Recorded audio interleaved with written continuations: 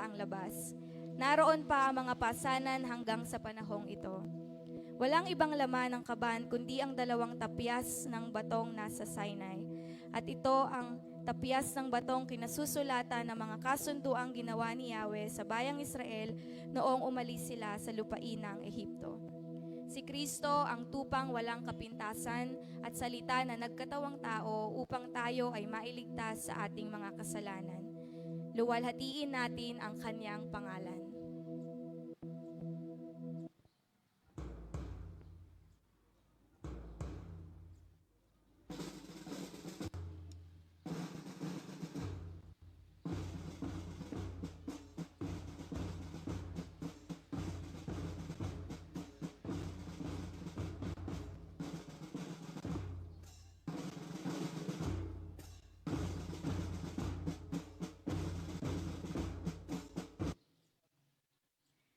Sa oras na ito, ating formal na inanunsyo ang pagtatalaga ng ating bagong pangalan, Jesus, the Rock of Ages Incorporated. Masigabong palakpakan.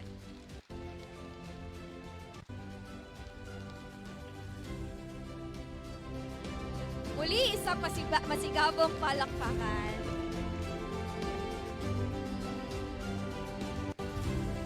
Maraming salamat po sa aming mga minamahal na pastora. Manatili po tayong nakatayo para sa pagbabasa ng salita ng Diyos na susundan ng ating papuri at pagsamba. Mula sa unang hari, 8, 10 hanggang 11, pagkalabas ng mga pari, ang templo'y napuno ng ulap, kaya't hindi sila makapagpatuloy sa gawain sa loob. Ang templo'y napuno ng kaluwalhatian ni Yahweh. Sa oras po na to, tayo ay magsimula ng ating papuri at pagsamba. And, ayan. So, manalangin muna po tayo bago po tayo dumako sa ating praise and worship. Ayan. Yuko po tayong lahat and let's pray. Panginoon, patuloy na nagpapasalamat kami sa araw na ito, Lord, na itinakda mo, Panginoon, para sa bawat isa, sa Jesus, the Rock of Ages Church. Marami pong salamat sa katapatan mo, sa kabutihan mo sa amin, Panginoon, mula noon hanggang ngayon. At patuloy na alam namin na makakaasa kami, Panginoon, na ikaw ay magiging tapat pa hanggang sa kahuli-hulihan ng mundong ito, Panginoon. Marami pong salamat, pinupuri ka namin, pinasasalamatan ka namin, Panginoon, sa umagang ito. Ang lahat po ng papuri, pagsamba ay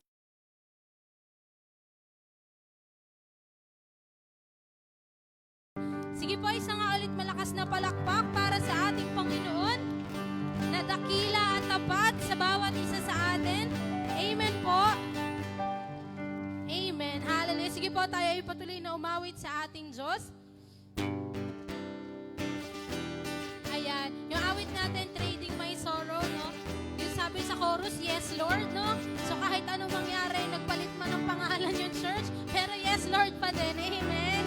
Amen.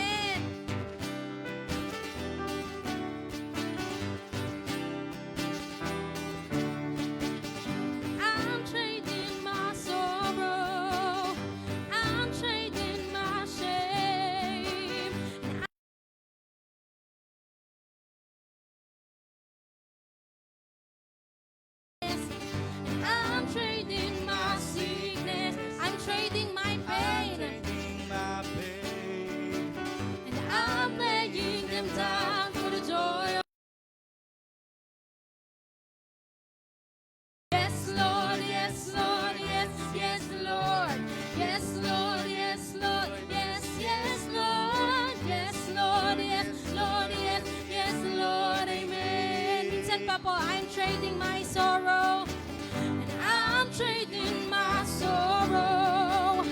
I'm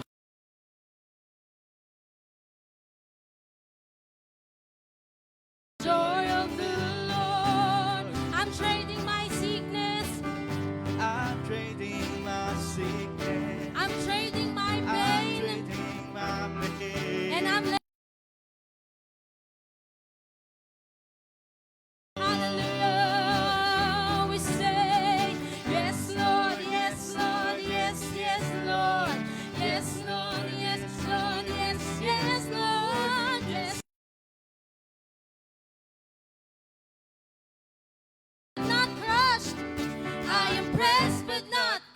persecuted.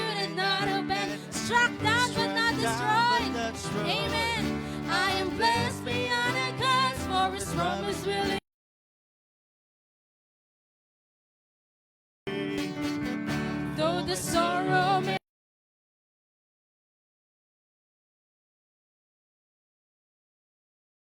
I'm trading my sorrow, I'm trading my shame, I'm laying them down for the joy of the Lord.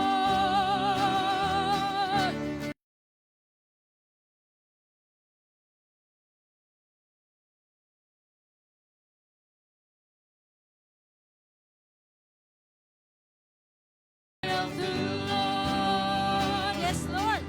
We say yes, Lord, yes, Lord, yes, yes, Lord.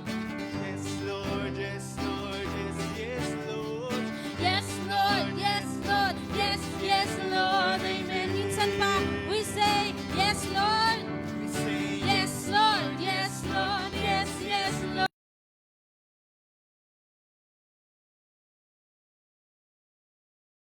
Lord, yes, yes, Lord. Isa pa, we say yes, Lord, yes, Lord, yes, Lord, yes, Lord, yes, yes, Lord, yes, Lord, yes, Lord, yes, yes, Lord, yes, Lord, yes, Lord, yes, yes, Lord, amen.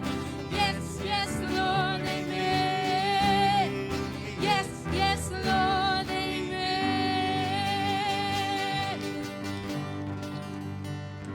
Hallelujah. We say yes, Lord, to you, O God. Hallelujah. Hallelujah. We choose, Lord God, na palaging mag-yes sa iyo, Panginoon. Hallelujah. Tulungan mo kami, Panginoon, O God. Hallelujah.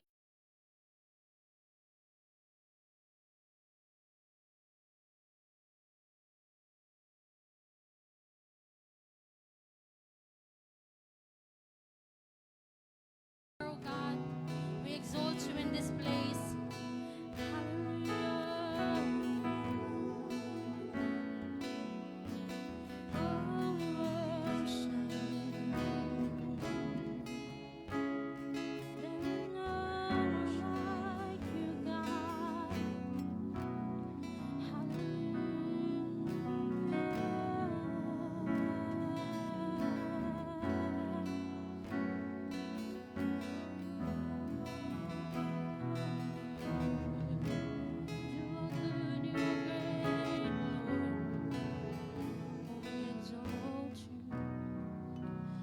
Who compares to you? Who set the stars in their place? You calm the raging seas that came crashing over me. Who compares to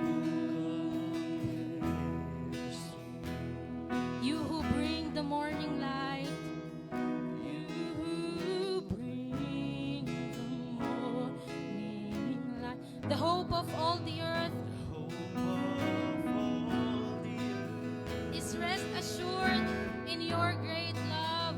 Is rest assured in your great love.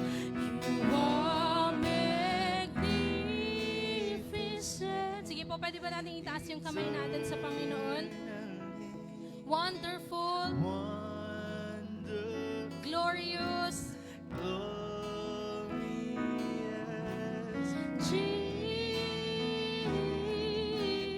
Jesus, no one ever will compare to you, Jesus.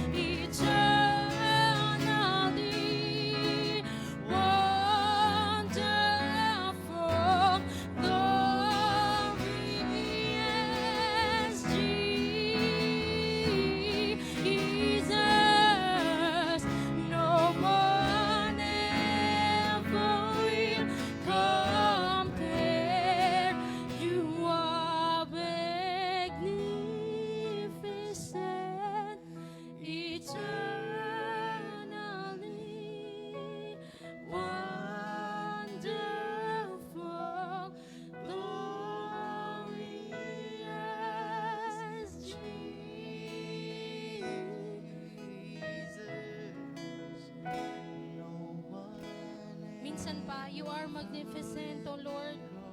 Hallelujah.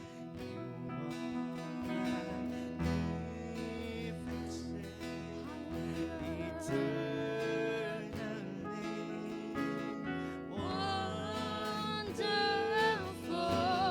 glorious Jesus,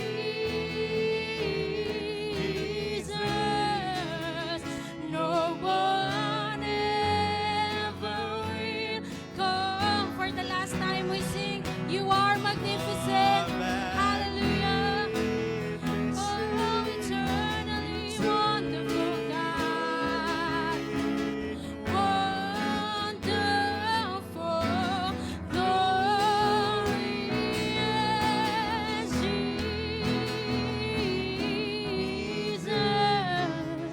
no one ever will compare to you, Jesus.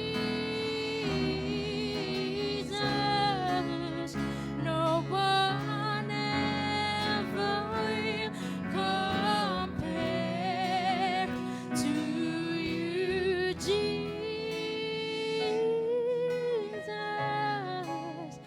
No one ever will compare to you, Jesus.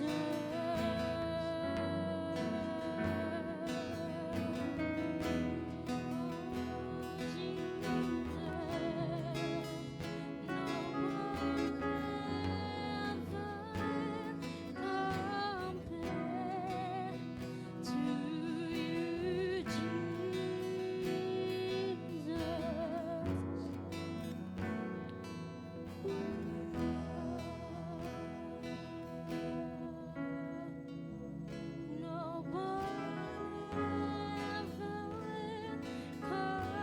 compare to you, Jesus.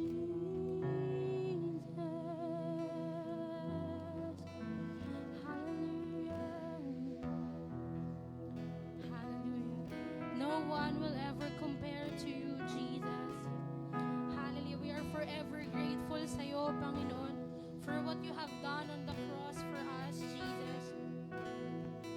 For opening the way para sa amin, Panginoon. Salamat po. Salamat po, Panginoong Jesus, na nanatili kaming nakatayo ngayon dahil sa iyo, dahil sa biyaya mo, dahil sa pag-ibig mo, because you made a way for us. Kung tutuusin, Panginoon, lahat kami dapat ay pupunta sa impyerno. But Jesus, you made the way, bumaba ka dito sa lupa, naghirap ka, you suffered and died for our sins so that we can be saved. I pray, O Lord, na palagi naming makita yon, O Lord God.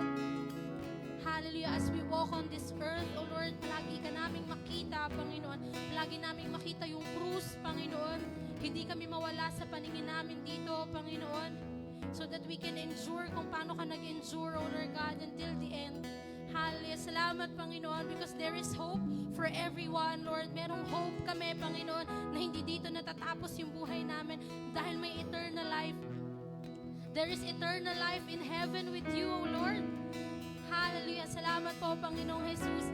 And Lord God, naniniwala kami, Lord, na pagdating namin sa langit, we will meet you face to face. Makikita namin talaga yung magnificence mo, Panginoon. Yung beauty mo, yung wonder mo, Panginoon. Yung majesty mo, Panginoon. Pagdating namin sa langit, O Lord God. Maraming salamat, Panginoon. Patuloy, Lord, na maluwalhati ka po sa kabuuan ng gawaing ito. Ikaw lamang ang maitaas, Panginoon. I continue to pray na mabago yung puso ng bawat isa, Panginoon. Sa oras na ito, transform us, Lord God. Renew us with your word, O Lord God, sa oras na ito. Marami pong salamat. Ito pong aming dalangin sa pangalan ni Jesus. Amen. Amen. Purihin po ang Panginoon. Sa oras na to, basahin po natin ang salita ng Diyos. Mula sa unang hari 8:12. Kaya't sinabi ni Solomon, O Yahweh, kayo ang naglagay ng araw sa langit, ngunit minabuti ninyong manirahan sa makapal na ulap. Sa oras po na to, ating hingi ng presensya ni Pastora Myrtle Garcia upang ipanalangin ang ating gawain ng pagtatalaga. Amen. Hallelujah. Hallelujah, Lord.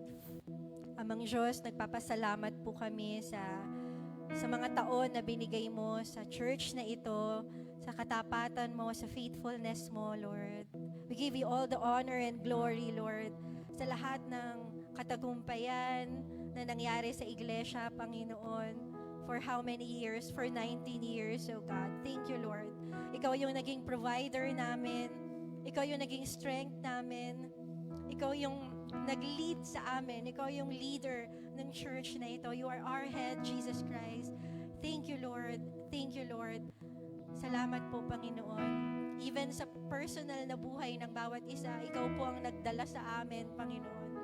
And salamat na andun yung hope namin na you will continue to guide us, to lead us, Lord, to the promised land, to heaven, to where you are, O Lord Jesus.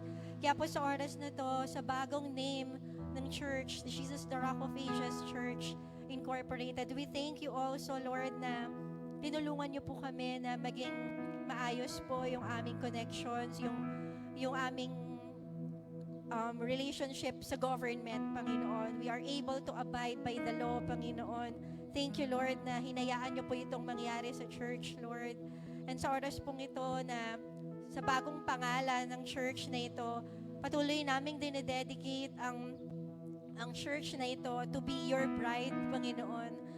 Hallelujah. Thank you for setting us apart, Lord.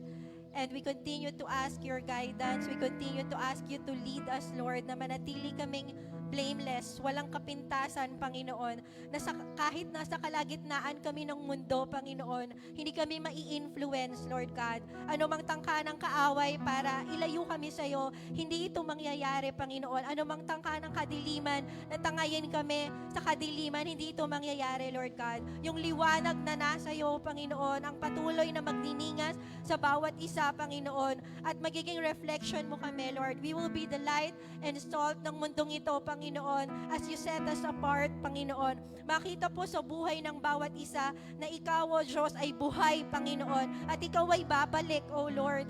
Hallelujah. At kung sila, Panginoon, ay mananatili, kagaya namin, na sinisikap naming manatili dahil din sa iyo, Panginoon, ay maliligtas din sila, Panginoon. We continue to pray for more souls, Lord God, na ma-save, Lord, in these last days, Panginoon. Gamitin niyo po kami as testimony, as witness, Lord God, of your saving power, O Lord Jesus Christ. Hallelujah. We continue to pray na sa taon na darating, Panginoon, yung provision mo, yung guidance mo, Lord, yung pagpapanatili mo, Panginoon, kung paano ka naging tapat sa amin for 19 years, ay magpapatuloy hanggang sa muli mong pagbabalik, Panginoon. We also ask for your protection, Lord God. Ano man nangyayari sa mundo, ano man ginagawa ng kaaway, Panginoon, ay hindi magtatagumpay sa bawat isa, maging sa church na ito, in the name of Jesus. Dahil sinabi mo nga po, Panginoon, and on this rock, I will build my church, Lord. Jesus, you are our rock. You are the rock of ages, Panginoon. And in you we stand, Lord God. Hallelujah. No weapon formed against this church will prosper because you are our head, Jesus Christ. We give you all glory and honor and praises. This is our prayer in Jesus' name. Amen. Amen. Hallelujah. Sa oras po na ito, pakinggan muli natin ang salita ng Diyos mula sa unang hari 8:14. Pagkatapos, humarap si Solomon sa buong bayan at sila'y binasbasan. Kaya naman po ngayon, ay maririnig natin ang mensahe ng pagpapala ng Diyos sa ating iglesia sa pamamagitan ni Pastor Warwick Thorpe. Palakpakan natin ang Panginoon sa kanyang buhay. Ay maaari na po tayong umupo.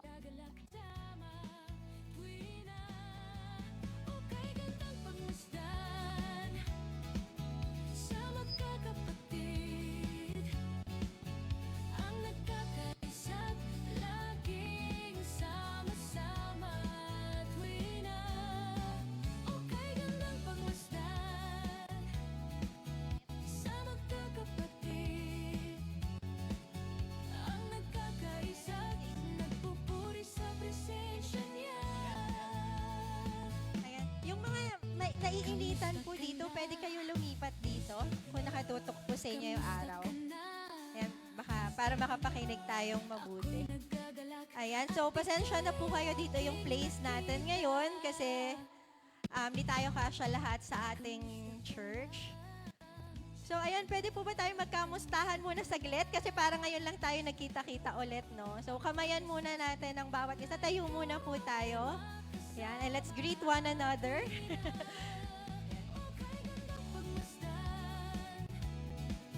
Sa magkakapatid, ang nagkakaisa't laging sama-sama tuwingan.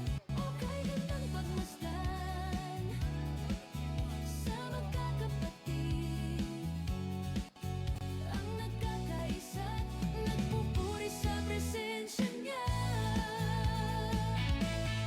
Ayan, pwede po kayo lumipat ng upuan, ha? Para comfortable po kayo. Ayan. Okay po. Kung okay na po tayo, pwede na po tayong umupo. And again, introduce ko lang saglit si Pastor Warwick. Sa mga hindi po nakakilala sa kanya, baka nagulat po kayo. Uy, may bago tayong speaker. Sa iba, it's your second time, so familiar na po kayo sa kanya. Sa mga hindi po nakakakilala kay Pastor Warwick, siya po ang aking mentor.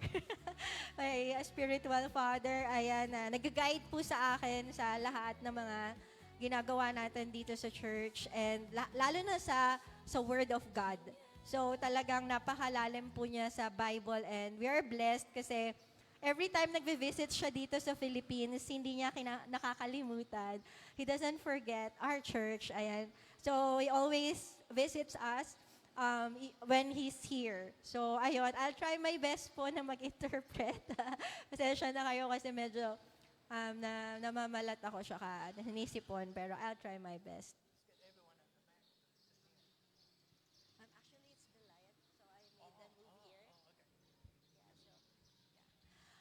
Okay, so ayun po, let's welcome the Lord in the life of Pastor Warwick Thor. Palakpakan po natin ang Panginoon sa kanyang buhay. Is this on? Oh, it's on. Okay, kumusta? I will pray first. I will pray in Hebrew for me. Okay, magpe-pray lang daw po siya ng Hebrew para sa kanya. Shema Yisrael, Adonai Eloheinu, Adonai Echad. Baruch Shem Kavod Mokotal La'alam Va'ed. Yeshua, Hu HaMashiach, Hu Adon HaKol. Hear, O Israel, the Lord your God is one. Blessed is the name, the glory of his throne has no end. Jesus, God over everything. Amen, Lord. Thank you that you're with us, that you've promised to be here. Now, Lord, let them not hear from me, but from you. Write your word in their hearts and minds. Yes, Lord. Cause them to understand. Yes. Cause them to be set apart from you. Yes. Because of your great love and Amen. your great mercy. Yes, We trust in you, Lord. yes, Lord. Amen. Amen. Amen. Amen. Okay, so right now, I am in my favorite place. Wow. Ngayon daw siya ay nasa kanyang paboritong lugar. Yeah, really. Totoo daw yun. So, Pastora has already sent everyone a copy. Ayan, naalala niyo po, nag-send po ako ng Tagalog and English. So, pwede niyo pong i-open. Can they open it? No, we won't later. Oh, no. Okay. So, later na lang po. Sa mga wala pong copy, message niyo na lang po yung leaders niyo. It's long Mahaba po kasi siya. for study afterwards. Ayan. So, pwede nating aralin pagkatapos. I will just share a small part. Ayan. Maliit lang, small part. Konti lang daw i-share niya ngayon. The most important part. Yun lang pinakamahalaga. This is the message God gave me for you and for the Philippines and for my own church. You want to share that? Okay. Ito daw po yung message ng Lord na binigay sa kanya para sa Philippines kasi may ibang siyang church na sinesharean and para sa church po nila sa New Zealand. So, our brother Alan Carino, he shared this message at our church this morning.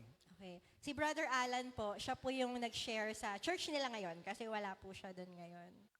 So this is God's message to all of us whether you are in Bulacan or New Zealand. Ayan. So yun daw po ay message ni Lord para sa lahat, whether nasa Bulacan tayo o nasa New Zealand. So we begin 1 year ago Nagsimula daw po tayo last year. with the message about the 2 trees. Ayan, with yung message tungkol sa dalawang puno, kung naaalala natin. Do you remember? Oh, ayan. The big tree, God dislikes it. It's proud, it's arrogant, it does not listen, and it does not tell the truth. He will push it over. But the small tree he loves, he will grow it. Ayan, yung malaking puno daw po, yung mayabang, di nagsasabi ng totoo, yun daw po ay itutulak niya, ibabagsak niya. Pero yung maliit na puno, yun yung gusto niya at yun yung tutulungan niya lumago. So, for your encouragement, Para daw po sa ikalalakas ng ating loob. what happened after 1 year? Ano daw po yung nangyari pagkatapos ng 1 taon, simula nung sinabi po niya yun? More than 50 mega churches are gone. Ayan, higit daw po sa 50 mega churches ang nawala. Hillsong, Hillsong, gone. wala na. It's still there, but it's only small. Ayan, nandun pa rin siya, pero konti na lang. If you are watching the internet right now, you will know that Bethel Church is about to be gone.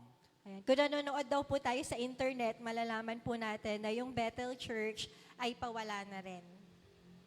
One by one, not Satan, God is pushing them over. Isa-isa po, hindi daw po si Satanas, kung hindi ang Diyos mismo ang nagbabagsak sa kanila.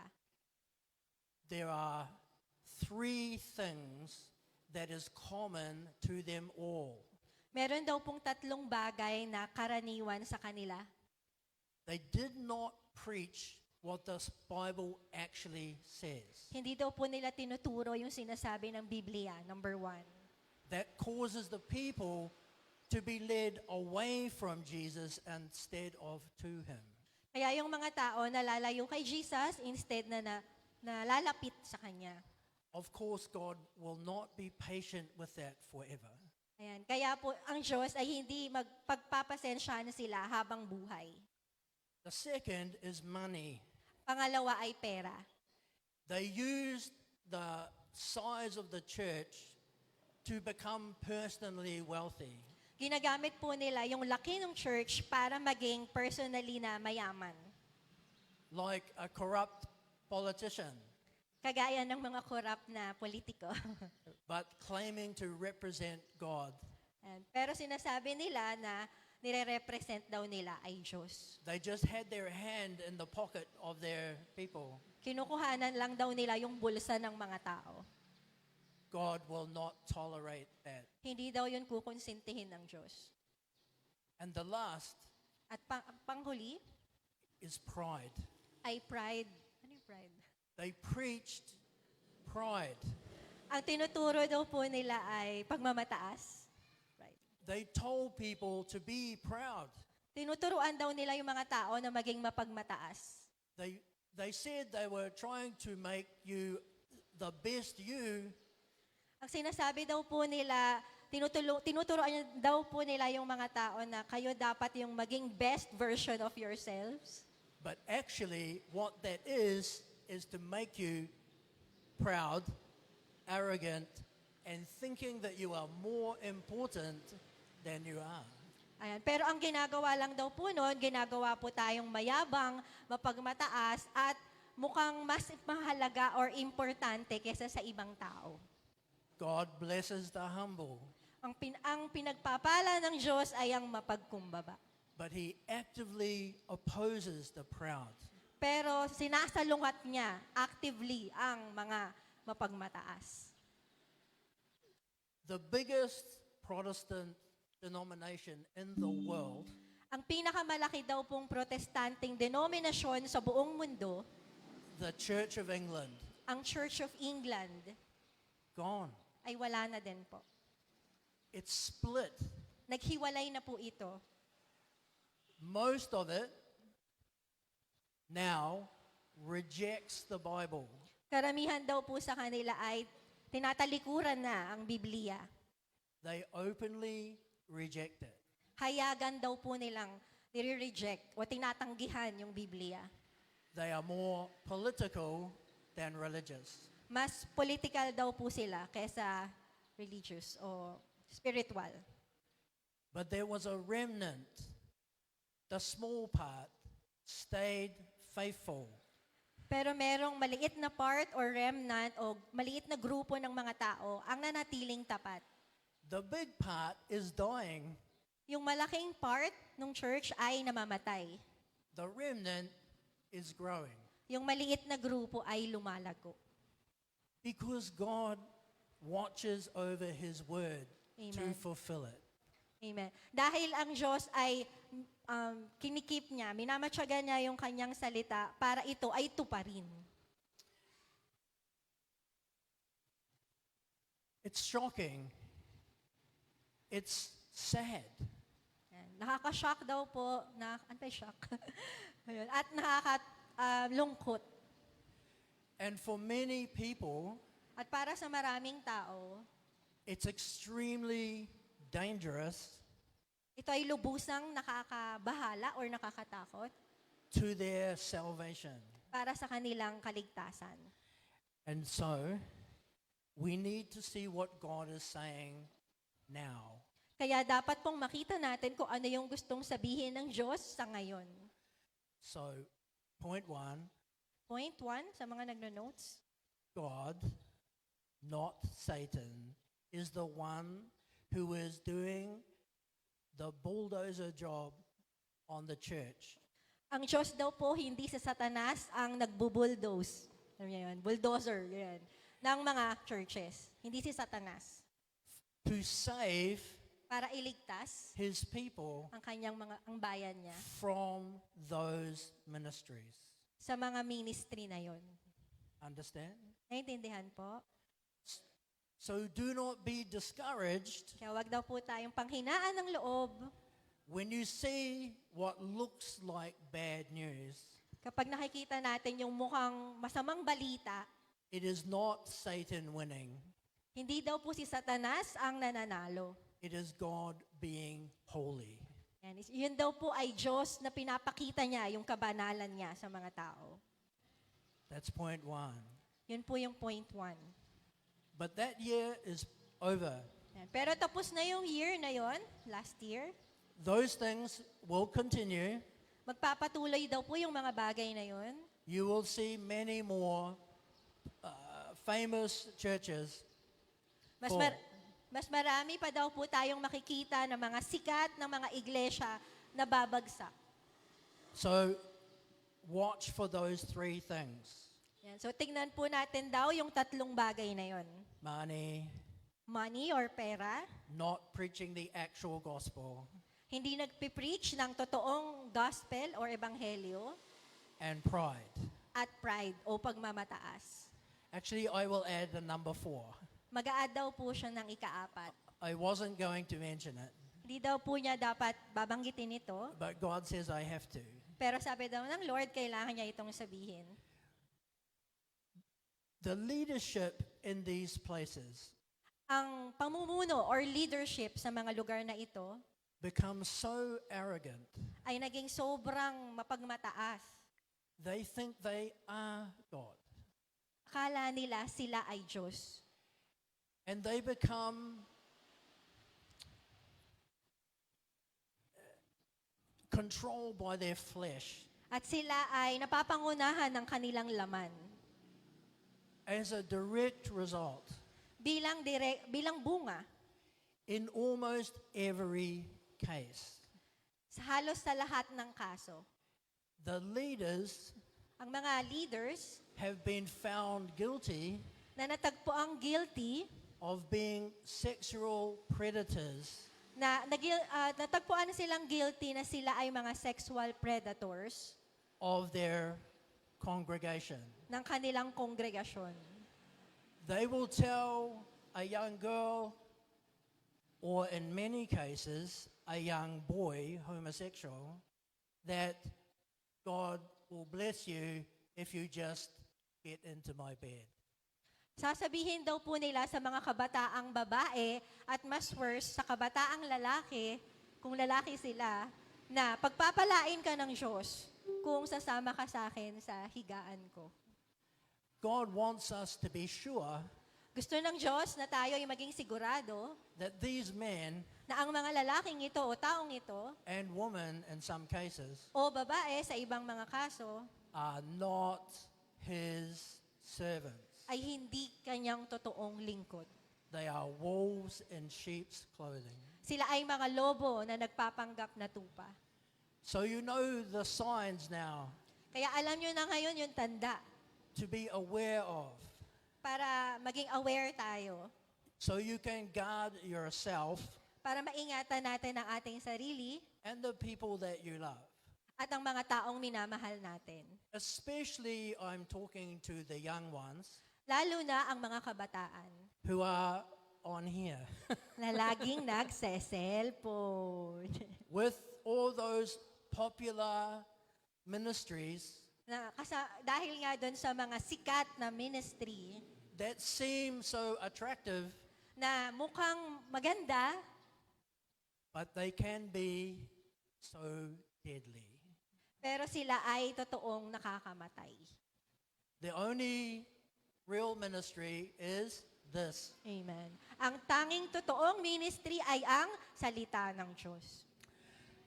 So what will God do now? So anong gagawin daw po ng Diyos ngayong taon? Let's read together. Basahin po natin. Actually, I don't need to read it. Someone read this in Tagalog. Who Yes. can? Matthew 24, Matthew 24, verse 9 until 14. verse 9 to 14. Sa mga may Bible po, Matthew 24, 9 to 14.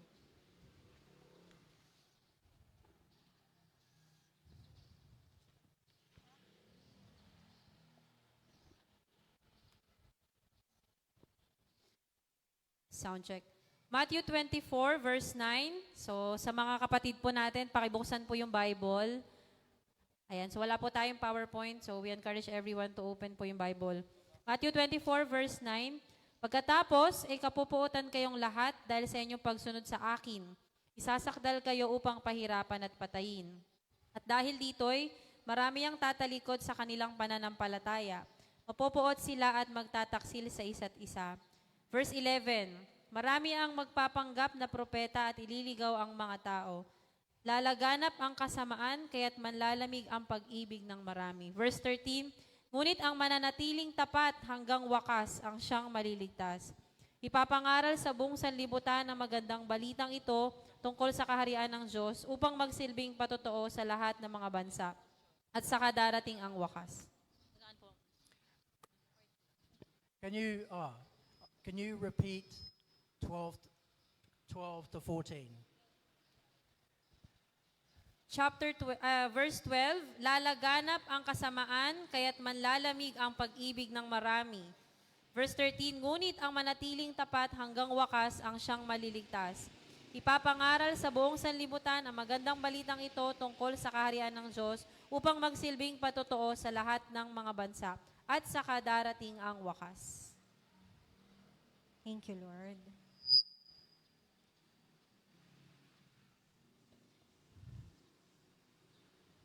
When Jesus shared that, Nung sinabi daw po ito ni Jesus, he said something really important. meron daw po siyang sinabi na napaka-importante. Pay attention. Bigyan daw po natin ito ng atensyon. He said, I am telling you this now Sabi niya, sinasabi ko to sa inyo ngayon so that when these things happen, para kapag nangyari ang mga bagay na ito, you will not be shaken. ikaw ay hindi matitinag.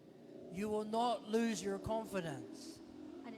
You will not lose your confidence. Hindi daw po mawawala yung inyong confidence. Why? Bakit daw po?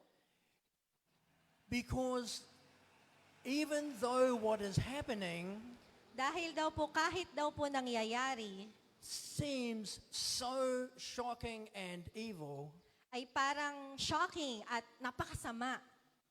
it is exactly what Jesus said will happen. Ito daw po yung eksaktong sinabi ni Jesus na mangyayari 2,000 years ago. 2,000 years ago. Actually, it's even older because it's actually from the Old Testament. No, mas matanda pa daw po kasi sa Old Testament pa lang sinabi na niya ito. But he Sinabi told us Nung sinabi daw po niya, when it happens, nung nangyari yon, you must not be shocked. ayan, kapag nangyari daw po iyon, hindi daw tayo dapat ma-shock Why? o magulat. Bakit? Because for us, Dahil para sa atin, pi- for us, Praise. oh, this is better. ayan.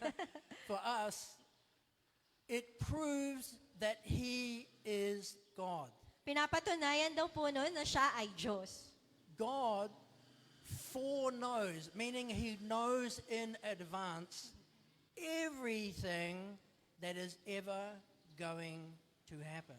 Amen. Alam daw po ng Diyos in advance lahat-lahat ng mga mangyayari. When Jesus said these things, Na sinabi daw po ni Jesus tong mga bagay na to, as God, bilang Diyos, He had already seen that they must happen. nakita na niya talaga na mangyayari ang mga ito. So now we are seeing it really happening. Kaya ngayon, nakikita natin na talagang nangyayari nga ang mga ito. For those who do not understand, Para sa mga hindi nakakaunawa, they might lose their faith. baka mawala po yung kanilang pananampalataya. But for us, Pero sa atin, we say, tayo po, sasabihin natin, look, tingnan mo, He was right. tama siya. God knows. Alam ng Diyos. What He says happens. Kung ano yung sinabi niya, nangyari. Therefore, the good things He says Dahil doon, yung mga magagandang bagay na sinabi niya are also guaranteed. ay sigurado ding mangyayari. One God, Isang Diyos, one word, isang salita, never changing. hindi nagbabago. But we are Pero tayo, His called ones. ang kanyang tinawag. We are Tayo, betrothed to Him. We will be His bride. ay naka-engage sa kanya. Tayo yung babaeng pakakasalan niya. So we are not spectators. Kaya hindi daw po tayo spectators. We are part of the family business of God. Tayo ay bahagi ng pamilya ng Diyos. What is the family business of Jesus? Ano daw po ba yung family business ni Jesus? Salvation. Salvation. Kaligtasan. We are not spectators. Hindi daw po tayo, ano spectator? Parang nakaabang lang, di ba? Hindi po tayo ganon, na nakaabang lang sa mga mangyayari. When we see this happening, Kapag nakikita natin na nangyayari na tong mga to, we are not to just sit. hindi lang tayo dapat nakaupo. So what should we do? So anong dapat nating gawin? Today, Ngayon, I will try susubukan ko and give you a crash course, instant course in what we are to do. tatry daw po niyang bigyan tayo ng crash course, crash course 101. Ayan, sa maiksing way, kung ano yung pwede nating gawin sa ngayon. Because many people think Dahil maraming tao, iniisip nila that because God is acting now in judgment, na dahil kumikilos ang Diyos ngayon para maghukom or mag-judge, that He has stopped acting in mercy. na hindi na siya kumikilos ng may kahabagan. God is not your typical man. Ang Diyos ay hindi kagaya ng ordinaryong tao. He can do more than one thing at a time. Kaya niyang gumawa ng higit sa isang bagay ng sabay. He is doing both. Ginagawa po niya yung parehong yon. We just read in Matthew 24 Nabasa natin sa Matthew 24 that wickedness will increase, na ang kasamaan ay dadami. so that the love of many will go cold. At dahil doon, ang pag-ibig ng marami ay manlalamig. That is a Hebrew way of saying that their faith will die. Ang ito daw po ay galing sa salitang Hebreo na ang ibig sabihin ay yung mga tapat ay mamamatay. But then straight away, it says that the gospel will be preached even to the ends of the earth, and only then will the end come. Pero sinasabi din ito na yung gospel o yung mabuting balita o ebanghelyo ay ipapahayag hanggang sa dulo ng mundo at saka darating ang wakas. Understand? Naintindihan po? So while the bad things are happening, So habang nangyayari yung mga pangit na bagay na yon, that's a signal to us ito ay signal o senyales sa atin to get very real na dapat ay maging totoo na tayo about what we should be doing, kung ano yung dapat nating gawin. the gospel, Yung gospel o yung mabuting balita. not a substitute, Hindi substitute. not a feel-good message, Hindi yung mga mensahe na masarap lang sa pakiramdam. what it actually says. Pero kung ano talaga yung sinasabi ng salita ng Diyos. Because it is the truth that sets you free. Dahil ang katotohanan ang magpapalaya sa iyo. A feel-good message will make you a slave of the messenger. Yung mga mensahe daw po na masarap sa pakiramdam, gagawin lang daw po tayong alipin nung nag-share nung mensahe na yun. The truth Yung katotohanan will make you a child of the living God. ay gagawin kang totoong anak ng Diyos. Which one do you want? Ano yung mas gusto mo? Yung Ah. totoo o yung masarap lang sa pakiramdam? Who wants to be a slave? Sino gusto maging alipin? Taas kamay. Not me. Hindi daw po siya. Okay. So, turn with me to Jeremiah 31. We're going to read 3 scriptures together. So, we're going to start with Jeremiah 31, Okay, makibuklat po tayo sa Jeremiah 31. verse 33 and 34. Verse 33 and 34. Ayan, nasa Old Testament po yon. Jeremiah 31 verse 33, si Yahweh ang naglagay ng araw upang lumiwanag sa maghapon, at ng buwan at mga bituin upang tumanglaw sa magdamag. Siya ang nagpapagalaw sa dagat, kaya umuugong ang mga alon. Ang pangalan niya ay Yahweh, ang makapangyarihan sa lahat. 33, sorry po. Jeremiah 31, 33, 35 pala yun. 33, And- ganit, Yeah, 33 and 34. okay. 33 to 34. Ganito ang gagawin kong kasunduan sa bayan ng Israel pagdating ng panahon. Itatanim ko sa kanilang kalooban ng aking kautusan. Isusulat ko ito sa kanilang mga puso. Ako ang kanilang magiging Diyos at sila ang aking magiging bayan. Verse 34, hindi na nila kailangan turuan ng isa't isa at sabihing, kilalanin mo si Yahweh, sapagkat ako'y makikilala nilang lahat, mula sa pinakaaba hanggang sa pinakadakila, sapagkat patatawarin ko sila sa kanilang kasalanan at kalilimutan ko na ang kanilang kasamaan. Does anyone know? Is this louder?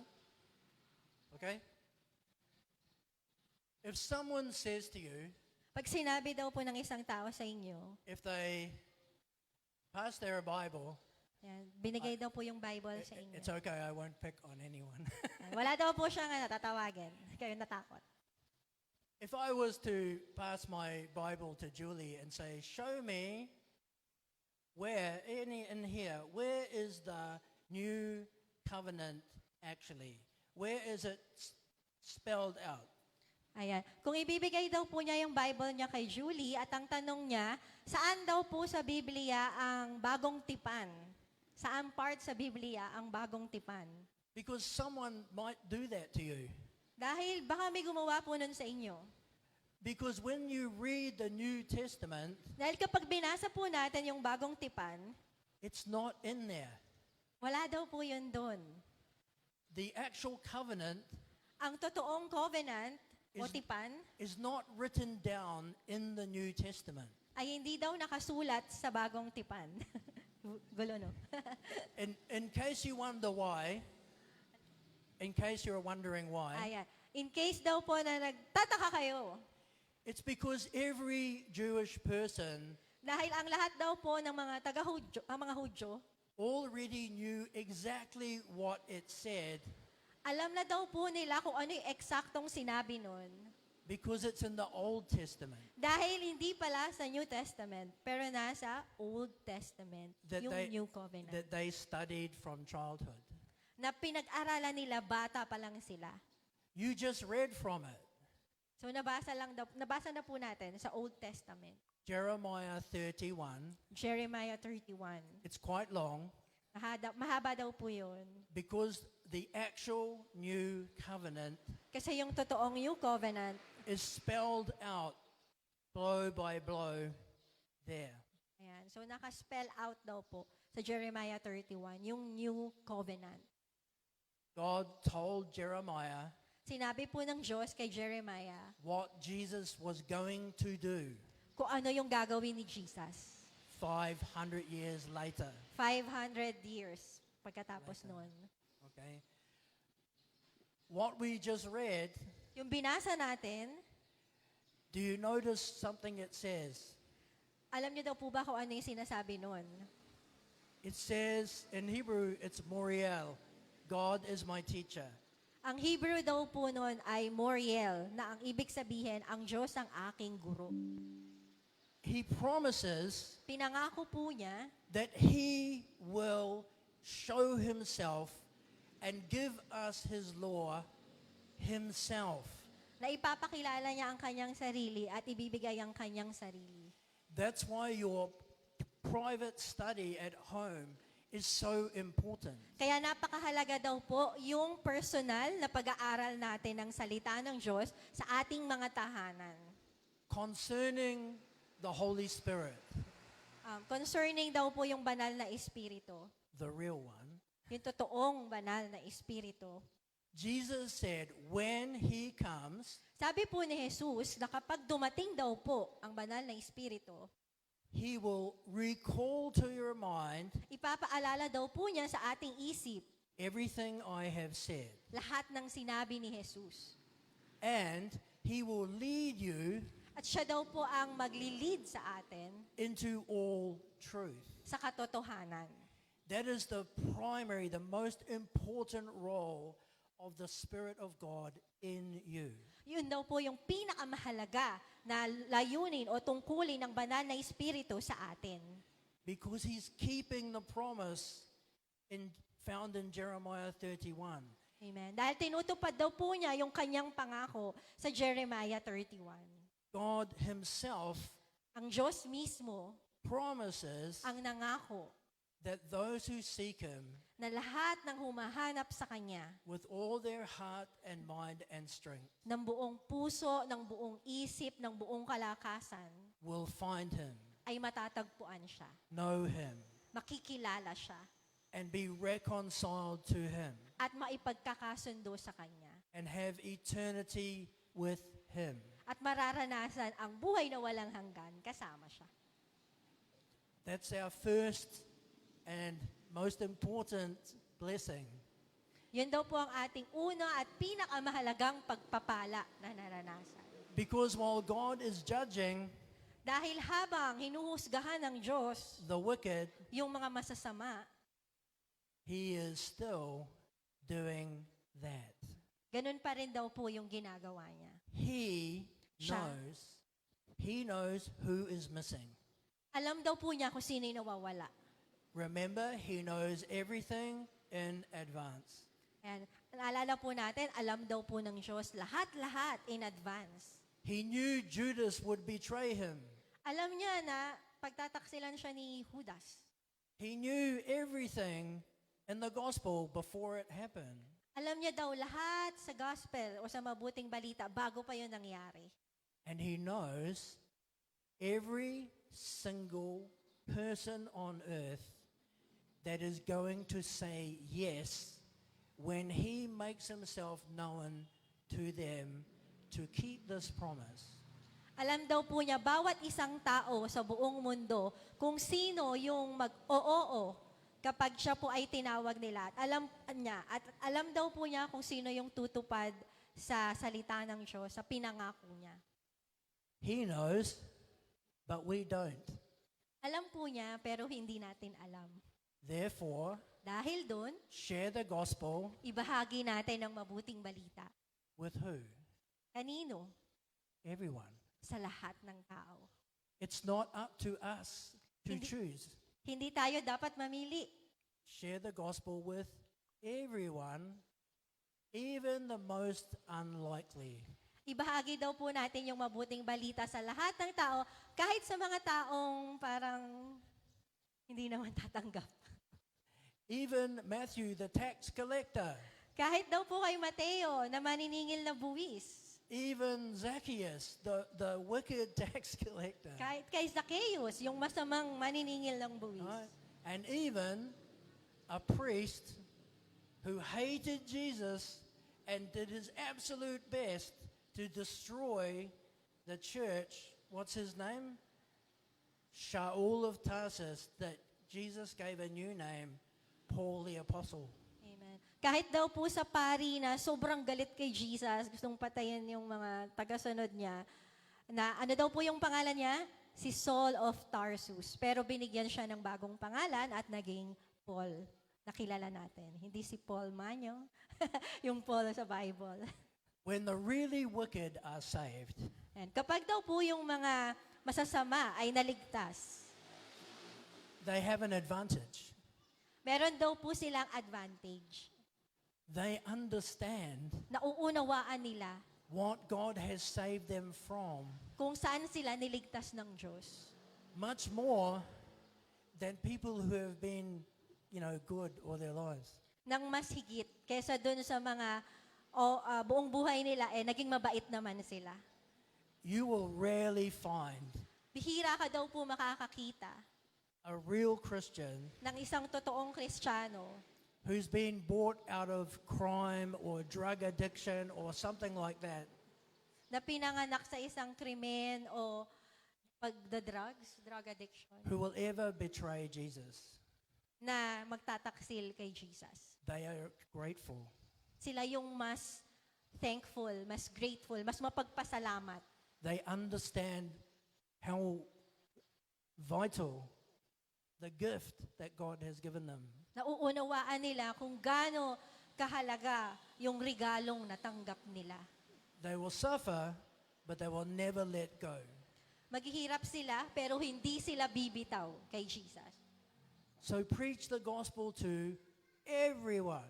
Kaya ibahagi natin ang mabuting balita sa lahat ng tao. Amen? Because God already knows which ones will listen and which ones will not. Tell everyone, leave the hard part to Him. Ayan. So, alam daw ng Diyos kung sino yung makikinig, alam din niya kung sino hindi. Kaya sabihin daw po natin na yung mahirap na part, bigay natin kay Lord. Amen. But tell them the truth. Pero sabihin natin yung katotohanan. Amen? Don't coat it in sugar. Wag daw po nating palamutian ng sugar o ng asukal. Tell them the truth. Sabihin natin yung totoo. And those God knows He can save, He will start to talk to them from inside. Amen. At yung mga alam po niya na talagang maliligtas, kakausapin sila ni Lord sa loob nila. He will put His law in their hearts and in their minds. Amen. Siya yung maglalagay ng batas niya or ng salita niya sa puso at isipan nila. Do you believe it? Naniniwala po ba tayo? Yeah. Amen. Let's see the proof. We're going to, Prisha, can we have Romans 10, Ayan, makibuklat po tayo sa verse 20. Roma Gs. Romans 10:20. Yep. Okay, buong tapang namang ipinahayag ni Isaias. Natagpuan ako ng mga hindi naghanap sa akin. Nagpahayag ako sa mga hindi nag-usisa tungkol sa akin. Romans 10 is quoting Isaiah 65. Ang Roma Gs daw po ay galing sa Isaiah 65. So, although it's in the New Testament, So kahit na nasa New Testament siya, it's an Old Testament scripture. ito daw po ay galing sa Old Testament. It said, I will be found by those who are not looking for me, Ako ay matatagpuan ng mga taong hindi naman naghahanap sa akin. and to those who were not seeking me, At sa mga taong hindi naghahanap o naghahanap sa akin. I will say, here I am, here I am. Sasabihin ko sa kanilang, nandito ako, nandito ako. God sent us a shepherd. Binigyan daw po tayo ng Diyos ng pastol. And Jesus talked about the good shepherd. At sinabi po ni Jesus ay patungkol sa mabuting pastol. If there is 100 sheep Kapag meron daw pong 100 tupa and one wanders away, at may isang goes missing, nagpasaway, nawawala. right? So in Roa, So sa Roa daw po, you have missing sheep, meron daw po tayong mga nawawalang tupa. right? Tama po ba? Even if there's one, what does Jesus say the shepherd will do? Kahit daw po nag-iisa yon, ano daw po yung sinabi ng pastol na dapat nating gawin? Do you know? Alam po ba natin? You know this. Alam daw po ba natin? He will leave the 99 to go looking for the one that is missing. Iiwan daw po niya yung 99 para hanapin yung nag-iisang nawawala. The parable, the story, Ang talinghaga daw po o kwentong ito is not only about those who disappear from your church. ay hindi lang yung mga taong nawala sa church. It reveals what Jesus, the Good Shepherd, is actually doing in the world. Ito daw po ay nagpapahayag kung ano talaga yung ginagawa ni Jesus sa buong mundo. He actively goes looking for those missing people that God knows in advance are going to say yes. Si Jesus daw po sa ngayon ay talagang hinahanap yung mga nawawala na alam niya, alam ng Diyos na magsasay yes o oo sa huli. This is good news for you. Ito daw po ay mabuting balita sa atin. You do not have to save Bulacan. Jesus will do that for himself. Amen. Save you. Let me reword it. The burden, Yun daw pong burden or bigat whole heavy responsibility or yung responsibility o yung tungkulin to save people na magligtas ng mga tao is not yours. ay hindi sa atin. It's his. Ito ay sa Kanya. He is more committed Mas committed daw siya to finding them na mahanap sila and bringing them at dalhin sila than you ever will be. more than sa atin o kahit sa pinaka-best na kaya natin. You know that. Naintindihan daw po ba natin ito? Because I know some of you Dahil alam daw po niya na yung iba po sa atin have struggled, ay may mga struggles. and some of you are struggling still. At yung iba po ay nagsa-struggle palalo. And if it was just your own spirit, At kung sa ating spirit lang, you might give up. baka sumuko tayo. But isn't it true Pero hindi rin ba totoo that you can't leave na hindi tayo pwedeng umalis. because something else Dahil merong ibang bagay in you sa atin won't let you go. na ayaw magpaalis sa atin. That's the shepherd Yun po yung shepherd o yung pastol who is stopping you from being lost. na pinipigilan tayo para maligaw tayo. You understand? Thank you, Lord. Amen. So we are his witnesses. So tayo daw po ang kanyang mga patotoo. So when he is doing it, Kaya kapag ginagawa po niya yun, we are able to explain mas may papaliwanag natin to people sa mga tao what's happening to me. ano nangyayari sa kanila. Why do I suddenly think about God all the time? Bakit bigla na lang nilang naiisip si Lord? Why did I suddenly need to know who is this Jesus? Bakit bigla na lang nilang naiisip na kilalanin, sino ba tong Jesus na to? Jesus said, no one, how many is no one? Sabi po ni Jesus, no one or wala. Ilan daw po ba yung wala? No one is zero, Wala. right? So no one can come to me unless Wala daw pong makakalapit sa kanya hanggat God the Father ang Diyos Ama, sends Ruach HaKodesh, the Holy Spirit, ang banal na Espiritu, to find them, sinend or binadala ang banal na Espiritu na hanapin sila, to take hold of them, hawakan sila, and to drag them. In the Hebrew, it's not just bring, it's like dragging. To forcefully bring them to Jesus. Ayan. So pinadala daw po ng Diyos Ama ang banal na Espiritu, hindi lang para dalhin, pero ano ba yun? Hilain. Ayan, hatakin papunta kay Jesus Christ. So how many people can you save So ilan daw pong mga tao ang kaya nating iligtas? unless God is doing that? Unless si Lord yung gumagawa nun. Zero. Wala. Understand? Amen. So relax. So relax lang. It's Chill. not your job. Hindi daw po yun ang ating trabaho. Your job is to just tell everyone Amen. Ang trabaho lang natin ay magsalita sa mga tao. your job is for them to see Christ in your life Ang trabaho lang natin ay pakita sa kanila si Jesus sa buhay natin so that they can see that it's real para malaman nila na ito'y totoo because you're real. dahil ikaw ay totoo.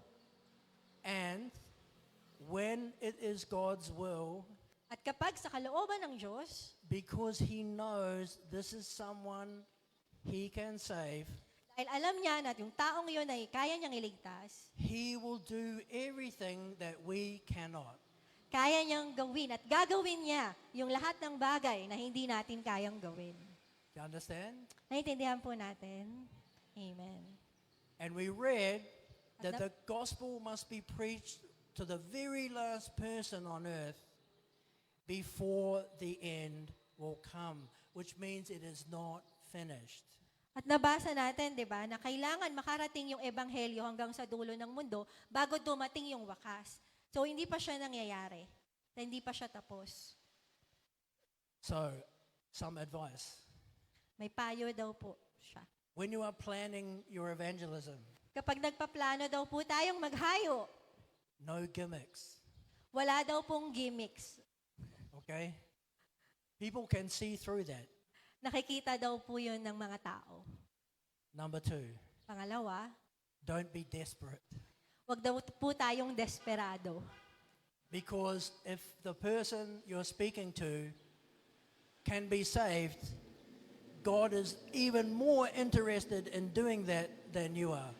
Ayan. Dahil daw po yung taong, yung i-share natin ay maliligtas, mas interesado daw po ang Diyos sa kanila kesa sa tayo sa kanila.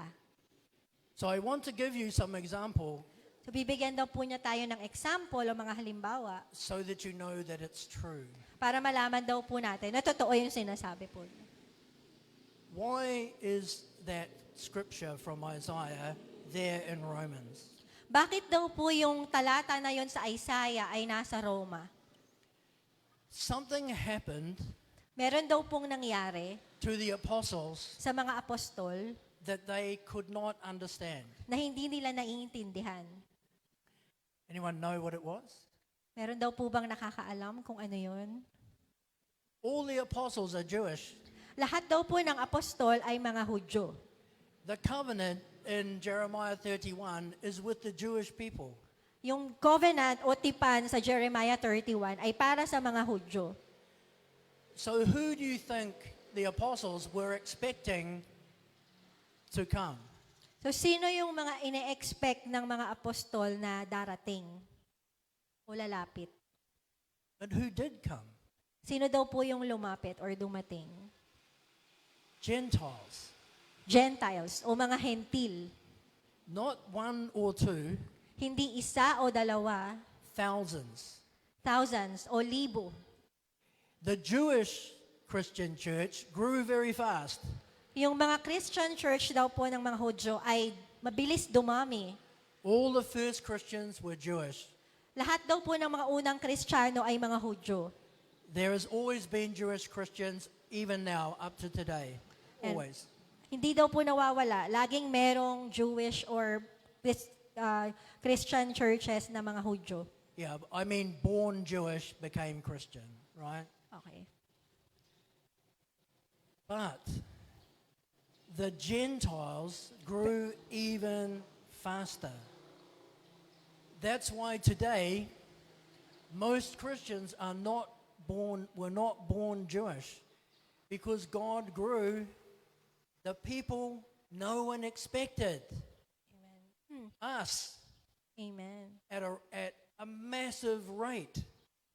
And that's why the apostle is writing, because he's confused that God has made himself known to a people, us, who didn't even know he existed. And so they were not asking for him. They were not looking for him. And yet he went and he made himself known to them himself. Amen.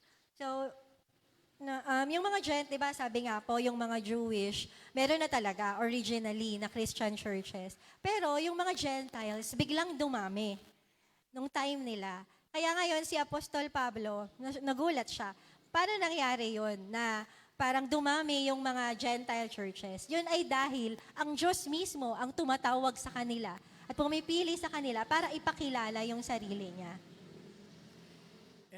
1995, Noong 1995, the things that turned into the big tree yung mga bagay na naging yung malaking puno, first arrived. ang unang dumating. Doon sila unang dumating. I knew they were demonic, Alam ko na galing sila sa kaaway.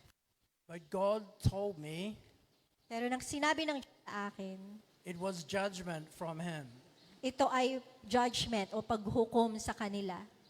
But He made me a promise Pero nangako siya sa akin from Scripture. mula sa salita ng Diyos. He said Ang sabi niya, He will keep a remnant for Himself. magtitira siya ng maliit o remnant o maliit na grupo ng tao para sa kanya. That's why you see that split. Kaya nakikita daw po natin na nag-i-split yung mga church na yon. Numerically, most down. Yung mas madaming part ng division, sila yung bumabagsak. But there's a faithful remnant in each of these places. Pero merong maliliit na grupo sa mga lugar na ito. What God said to me, Yun sinabi sa akin ng Panginoon. He said, I, meaning He will do it. Ang sinabi daw po niya ay o siya. Ibig sabihin daw po ay siya ang gagawa nun. He said, I will lead out a band of survivors Dadalhin daw po niya palabas yung isang grupo ng mga survivors. and He said, and with them, At sa pamamagitan nila, I, meaning He will do it, o ako, ibig sabihin daw po ay siya ang gagawa. I will rebuild my house for the last days. Ako ang muling magtatatag ng aking tahanan sa huling mga araw. God is not knocking down to destroy, Hindi lang daw po sila binubuwal ng Diyos para lang mawasak sila. God is knocking down to rebuild. Kaya daw po niya sila binabagsak dahil gusto niyang bumuo ulit. Because the gospel will continue Dahil ebanghelyo ay magpapatuloy until the end, hanggang sa huli. until the very last person Hanggang sa ang pinakahuling tao that God knows in advance na alam ng Diyos in advance is going to say yes, na mag-oo sa Kanya. until that person Hanggang yung tao na yon is safe, ay maligtas. the end will not come. Hindi darating ang wakas. He will not fail to save anyone that he knows will stay true to him. Hindi daw po siya mabibigo na iligtas ang mga tao na alam daw po niya ay magiging totoo sa Kanya hanggang sa huli. So that's number 2. So yun po yung number 2. You have to be the one who will not be unfaithful. Kailangan daw po tayo yung tao na hindi magiging unfaithful o magtatakwil kay Lord. Many of you message me, Marami daw po sa inyo ang nag-message kay Pastor Warwick. oh, Pastor, I messed up again. O Pastor, nagkamali na naman ako. Bumagsak na naman ako. Does this mean you're not faithful? Ibig sabihin ba nun ay hindi ka tapat? No. Hindi daw po. It means you're normal. Ang ibig sabihin daw po nun ay isa kang normal. What makes a person faithful or unfaithful Ano daw po yung ano sa isang tao kung tapat siya o hindi siya tapat? is not what they do, Ay hindi kung ano yung kanilang ginagawa. it's what they do when they mess up. Ito daw po ay kung ano yung ginagawa nila kapag nag-fail sila. The unfaithful person Yung hindi tapat na tao will use the failure ay gagamitin yung pagbagsak nila as an excuse to quit. bilang excuse para mag-quit o umalis na. Because inside, Dahil sa totoo, sa loob nila, they really want to go back sinning. gusto talaga nila magkasala. That's not good. Sinners do not enter heaven. Masama daw po yun kasi walang makakapasok sa kaharian ng Diyos na makasalanan. It's like a slow suicide. Para daw pong babagal na suicide o pagpapatiwakal.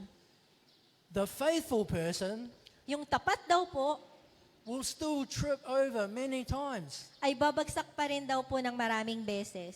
but the faithful person gets up, Pero yung tapat daw po ay tumatayo at bumabangon ulit. picks up their cross, Kinukuha ulit yung kanilang krus and goes again. at nagpapatuloy. Because no one is perfect like that. Dahil wala namang perfect, isang ganun lang, perfect na agad. It's a walk. Isa daw po itong paglalakad or journey, isa siyang lakarin. So when you see people failing, Kaya pag may nakikita daw po tayong mga tao na bumabagsak, don't pick on them. ano yung pick? Huwag natin silang, hindi pick, ano yun eh. Instead, don't. Now I'm stuck in English. Pick on. Hindi, parang judge, ganon. Yeah, like judging. Yeah. Huwag natin silang i-judge. Don't write them off. Huwag daw po natin silang i-cancel. Cancel culture, ganon. Yeah. Pick them up. Tulungan daw natin silang tumayo. Right? We need each other Kailangan natin ng isa't isa. because sooner or later, Dahil darating yung time, it will be you that's on the floor ikaw naman yung babagsak. needing someone to pick you up. At kailangan mo rin ng tao na magtatayo sa'yo. And who will pick us up if not each other? At sinong pupulot sa'yo kung di lang tayo-tayo din. So be patient with those who stumble Kaya maging mapagtiis daw po tayo sa mga, because God is patient. kasi mapagtiis din daw po ang ating Panginoon. He's patient with you. Mapagtiis siya sa atin. So be patient with each other. Kaya maging mapagtiis tayo sa isa't isa. Amen po. Pat mo nga yung katabi mo. Be like him, quick to forgive. Ayan. Maging kagaya daw po tayo kay Jesus na mabilis magpatawad. Slow to anger. Mabagal, magalit. God gets angry in the end, but it takes him a long time. Magagalit pa rin daw si Lord sa huli, pero sobrang haba ng time. Be like that. Maging kagaya daw po tayo ng Panginoon. The world reacts in 1 second. Yung mundo daw, agad-agad magre-react. 1 second lang. You see on social media, May kita daw po natin sa social media. someone makes a tiny mistake. May nagkamali. Next minute, there's 10,000 comments condemning them. Ayan, after 1 minute lang na nakita yon, 10,000 comment agad na binubuli or ginajudge or kinukondemn yung tao na yon. As if none of those people ever made a mistake. As if namang, may mga tao doon na hindi nagkakamali. It's crazy. It's crazy, ayan. Yeah. I think social media is Hebrew for crazy. Para daw po sa kanya, yung social media ay Hebrew word ng crazy. Or, ano may crazy? Baliw. Yeah. Keep your brain inside your head. Ayan, panatilihin daw natin yung utak sa loob ng, natin. Huwag siyang mababaliw. Don't give it to your phone. Ayan, huwag daw natin ibigay sa phone natin. Amen. Okay? Okay. Now, practical. Krisha, can you read Matthew 23? Matthew 23. Ayan, makibuklat po tayo, Mateo So if 23. you have your Bible, we're going to do Matthew 23, and we're just going to read verse 13. Matthew 23, verse 13. 13. 13. Kahabag-habag kayo, mga tagapag... Okay po. Mga tagapagturo ng kautusan at mga pariseyo, mga mapagkunwari, hinahadlangan nyo ang mga tao upang hindi sila makapasok sa kaharian ng langit. Hindi na nga kayo pumapasok, hinahadlangan pa nyo ang mga nais pumasok.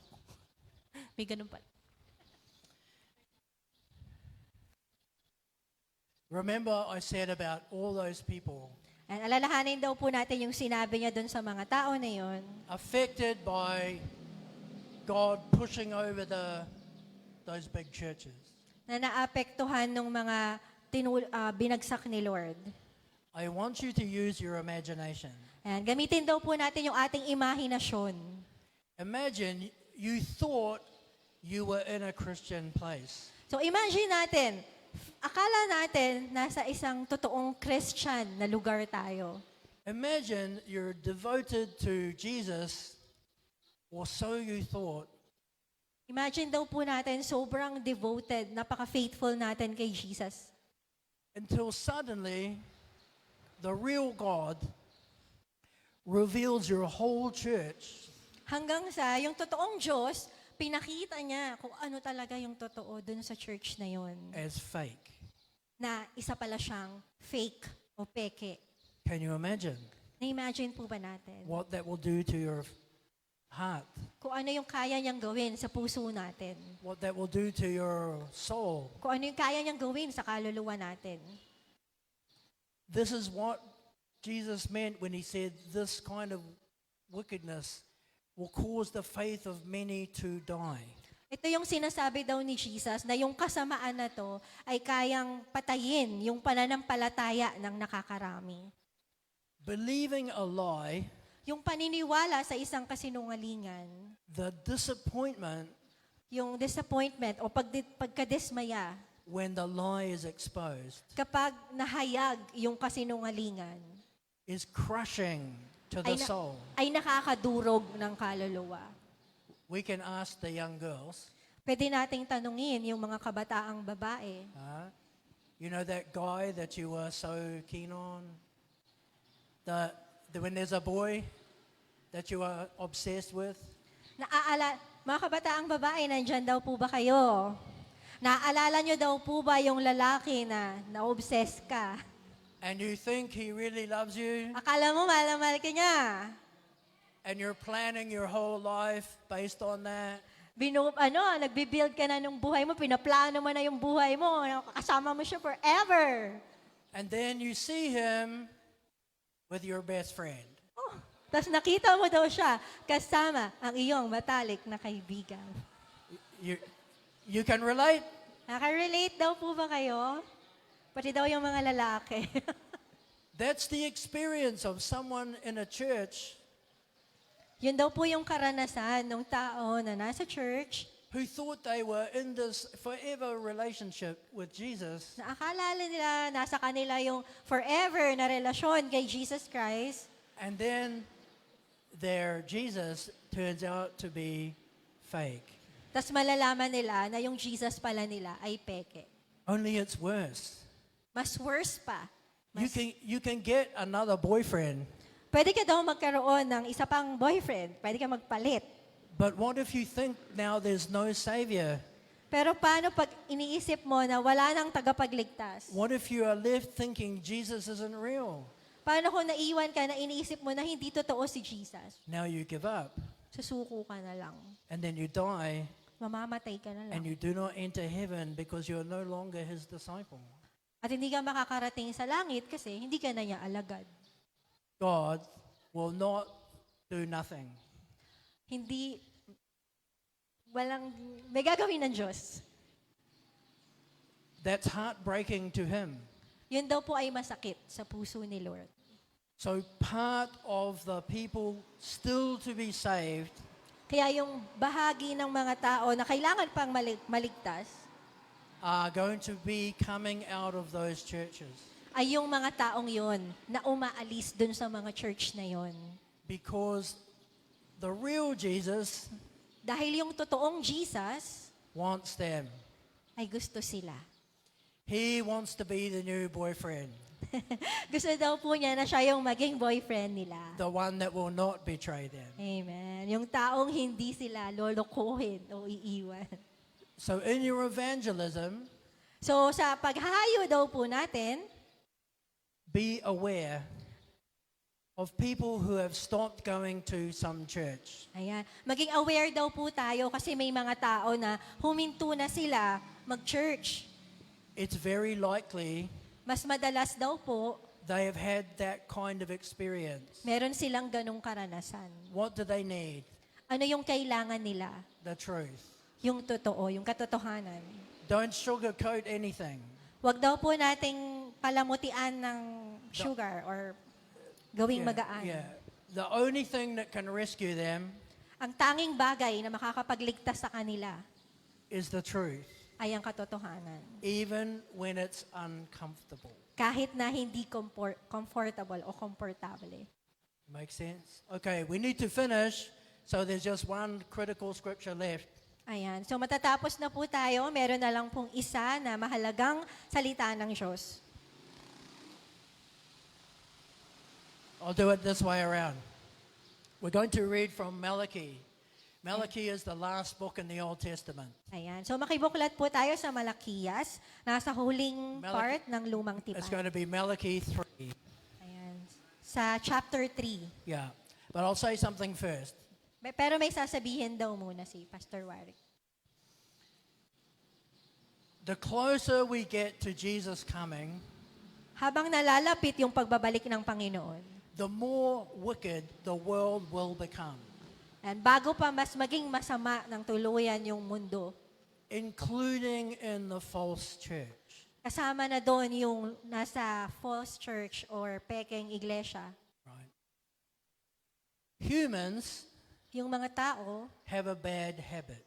ay may masamang nakasanayan. We give up easily. Madali tayong sumuko. And 3 words that will kill you At ang tatlong salita na papatay sa atin is if you hear yourself say, ay kapag narinig natin yung sarili natin na sinasabi natin, what's the point? what's the point? What's the point? Ano yung point? Ano yung silbi nito? Parang gano'n. Right? It's like going to the gymnasium, Ayan, kunwari, pupunta tayo sa gym.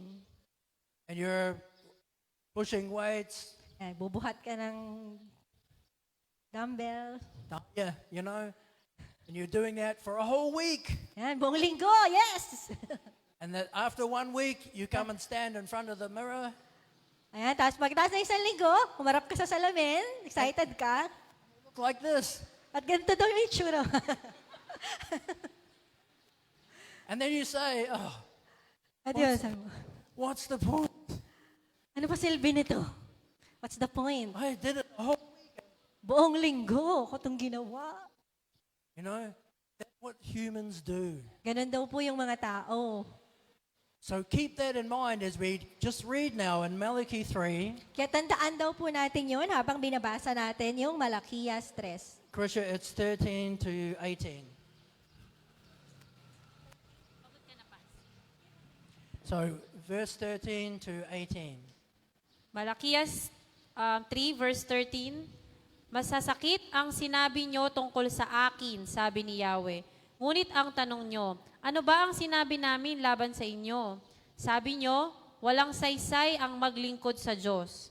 Ano ba ang mapapala natin sa pagsunod sa kanyang mga utos o sa pagpapakita natin kay Yahweh na nagsisisi tayo sa nagawa nating kasalanan? Hindi ba't kung sino ang palalo ay siya pang pinagpapala? Hindi lamang nananagana ang masasama, kundi sinusubok pa nila ang Diyos sa paggawa nila ng kasamaan, ngunit hindi sila pinaparusahan. Verse 16, pagkatapos, nag-usap-usap ang mga taong may paggalang kay Yahweh. Pinakinggan niyang mabuti ang kanilang usapan. Kaya ipinatala niya sa isang aklat ang mga pangalan ng mga gumagalang sa kanya. Verse 17, magiging akin sila, sabi ni Yahweh na makapangyarihan sa lahat. Sa araw na ako'y kumilos, itatangi ko sila bilang sariling akin. Ililigtas ko sila, tulad ng pagliligtas ng isang ama sa anak na naglilingkod sa kanya. Verse 18, muli niyong makikita ang pagkakaiba ng mabuti at ng masama, ng taong naglilingkod sa Diyos at ng hindi naglilingkod sa Kanya.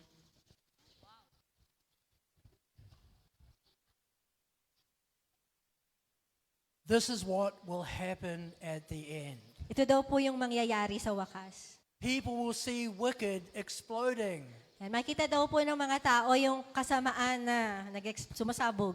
as Antichrist comes closer, and God allows that. In fact, it's Him that sends Antichrist.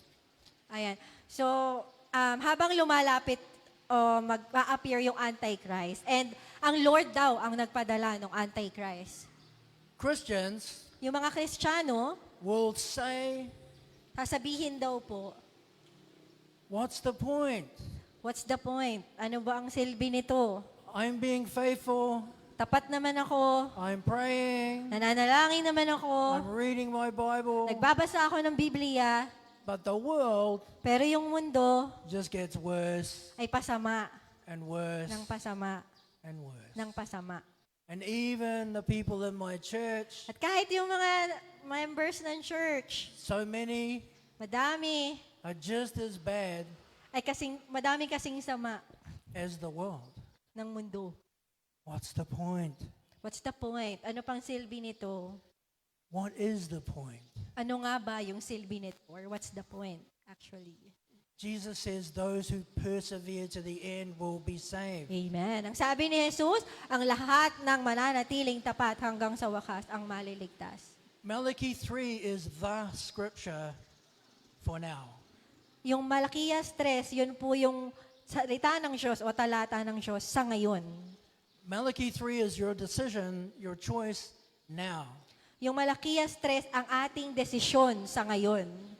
Do you see those that understood? They wrote their names down. They formed a group that says, there is a point.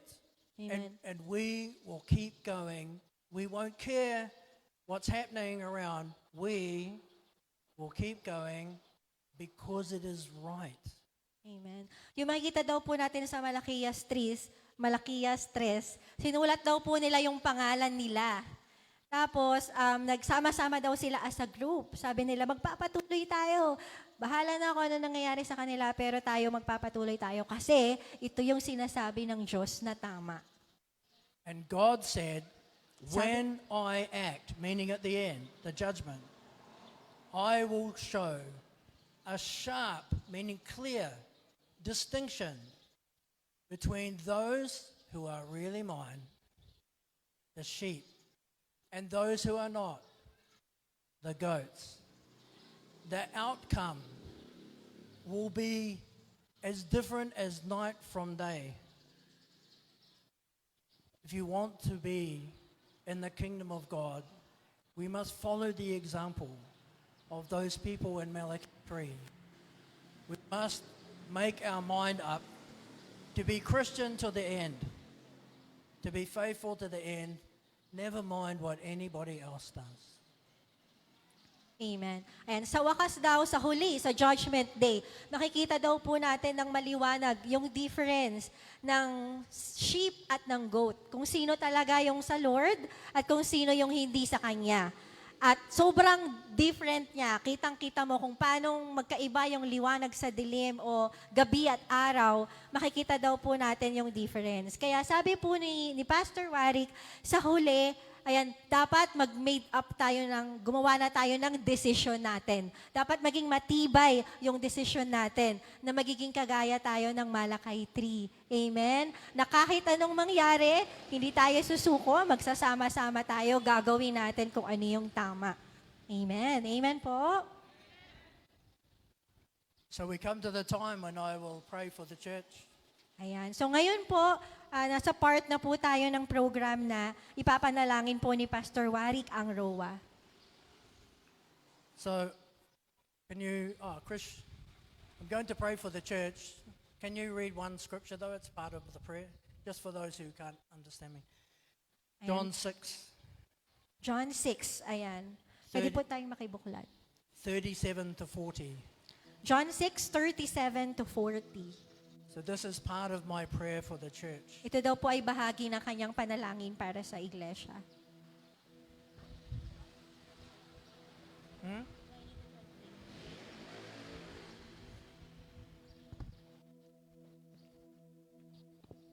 John 6:37.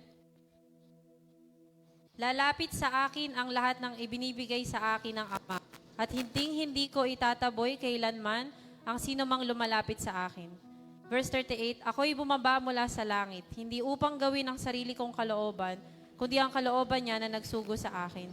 Verse 39, at ito ang kanyang kalooban, ang huwag kong hayaang mapahamak ang kahit sino man sa mga ibinigay niya sa akin, kundi ang buhayin ko silang muli sa huling araw. Verse 40, sapagkat ito ang kalooban ng aking Ama, ang lahat ng nakakakita sa anak at sumasampalataya sa kanya ay magkakaroon ng buhay na walang hanggan, at sila'y muli kong bubuhayin sa huling araw. That's His promise. Yun daw po yung pangako ng Diyos. So let's stand up to pray. Tayo po'y tumayo at manalangin.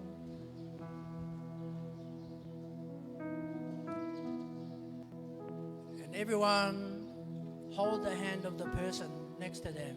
Ayan, hawakan daw po natin yung kamay ng katabi natin. Because we are many people, Dahil tayo daw po ay maraming mga tao, but we are one body, pero tayo ay iisang katawan. one Father, Isa lang ating Ama, one family. isa tayong pamilya. So I'll pray. Father, we thank you, we bless you for the 19 years before. But now, Lord, we give thanks that you have promised to take up Roa in your hands and to make yourself known, and to make yourself known to the people of this area that they influence. Yes.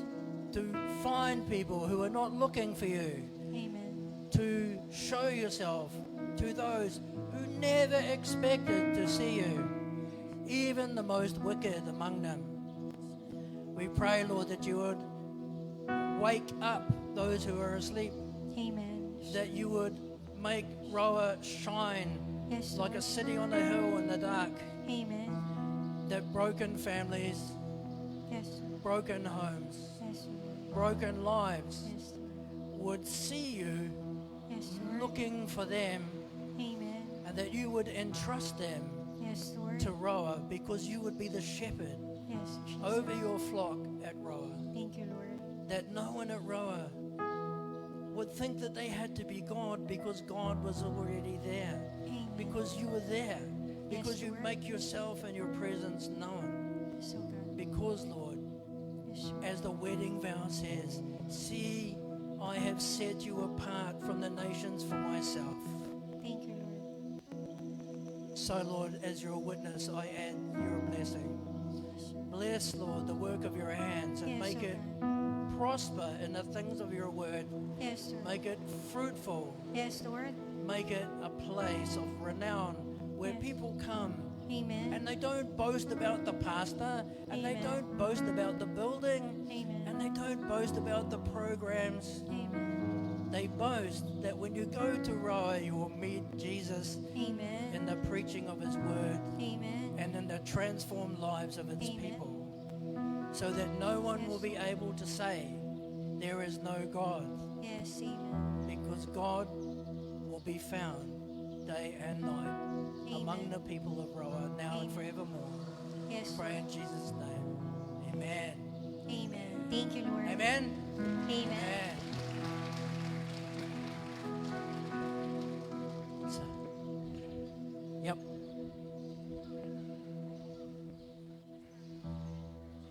Offering first? Okay.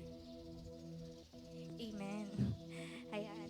Basahin lang po natin ang salita ng Diyos, kagaya kung paano nag-alay si Haring Solomon nung tinalaga ang templo, gayon din po sa atin. So, unang hari, ayan, maaari na pong umupo ang lahat. Basahin lang po natin ang salita ng Diyos. Sa unang hari, 8, sabi po sa verse 62, sa pagtitipong ito, nag-alay si Solomon at ang buong Israel ng napakaraming handog. Nagpatay sila ng 22,000 baka at 120,000 tupa bilang handog na pinagsasaluhan. Sa gayong paraan, ginawa ni Solomon at ng buong Israel ang pagtatalaga ng templo ni Yahweh.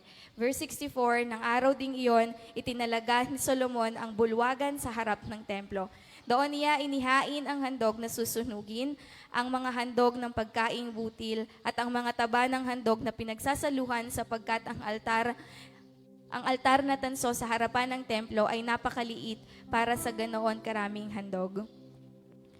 Verse 65, kaya nga't ng taong iyon, nagtipon sa Jerusalem ang buong Israel mula sa Pasong Hamat hanggang sa batis ng Ehipto. Sa pamumuno ni Solomon, ipinagdiwang nila ang pista ng mga tolpa sa loob ng 7 araw. Verse 66, sa 8 araw, pinauwi na ni Solomon ang mga mamamayan. Masaya silang umuwi at binasbasan ang hari dahil sa mga pagpapalang ipinagkaloob ni Yahweh kay David sa kanyang lingkod at sa kanyang bayang Israel. Sa oras po na to, upang ipanalangin ang ating tithes and offering, tinatawagan po natin si Pastor April.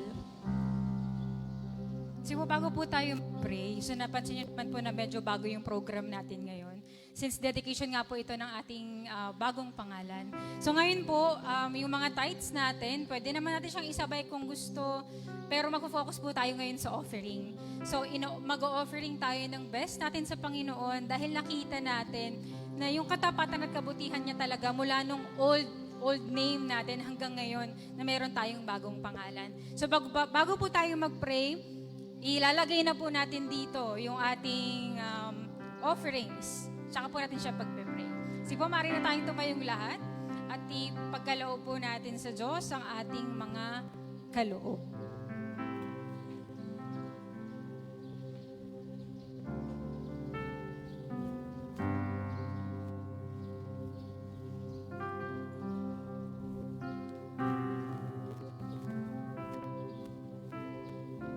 Amen.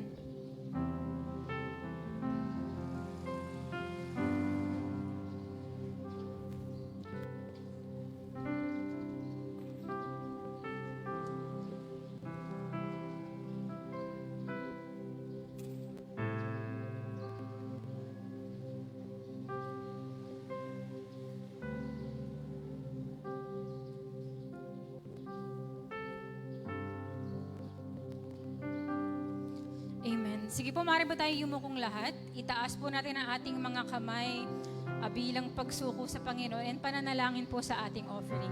Sige po, let's pray. Lord, we honor you. We glorify you, O God, in our church.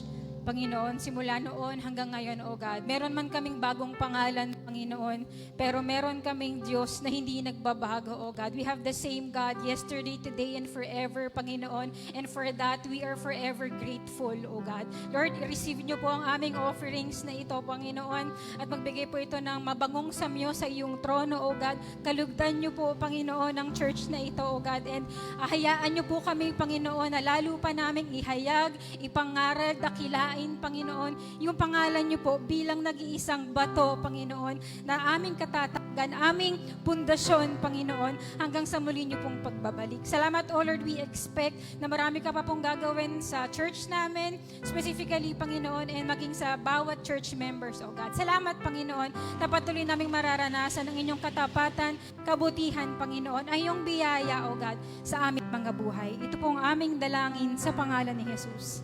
Amen and amen. Sa oras po na to, ipapanalangin natin ang ating mga leaders. Inaanyayahan po ang... O sige, sa oras po na to, ipagpe-pray po tayo ni Pastor Warwick, ang members ng Rock of Ages. Jesus, the Rock of Ages.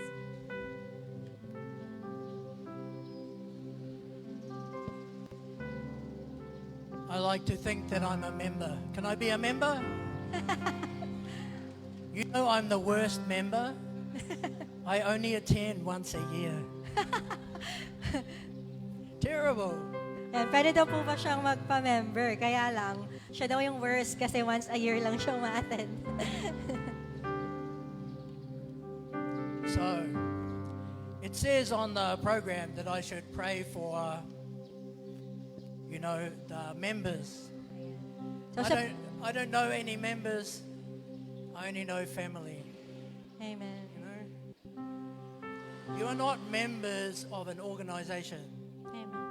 You are family. Amen. So sabi daw po kasi sa program, pagpe-pray yung mga members, pero para daw po sa kanya, hindi daw po tayo members, kundi family.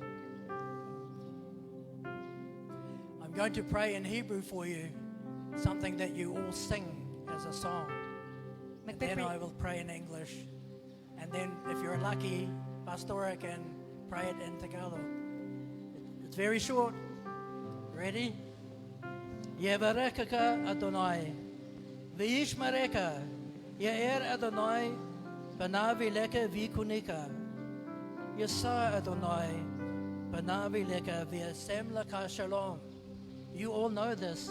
The Lord bless you and keep you. May the Lord shine his face upon you and be gracious to you, and may he look upon you and give you shalom. Shalom doesn't just mean peace. Shalom means to be made complete, to have perfect peace with God, because there is no longer anything standing between you. That you will be perfectly reunited with him as Adam was in the garden. No sin, no defect, no tears, no hardship, only joy. This is my prayer for them, Lord, but it is yours to accomplish it. This is my hope set before you, Almighty God, but it is yours to be here among them. I must go, but you remain. I must go to do other things, but you, Lord, you raised up these people to be your own. So, Lord, as the blessing says, turn to make yourself known. Shine upon them and make your light reflect and shine from them, so that those in the dark may see that the living God is in Bulacan, that the living God is alive and well, and that Jesus, the only way to be saved, is right at home with his family in Roa. This is my prayer for them, Lord, and it is yours to answer. I pray in Jesus' name. Amen. Amen.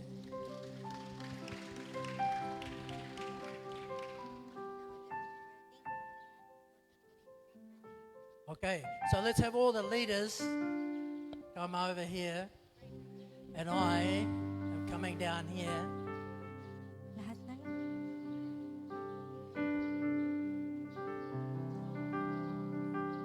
Ayan.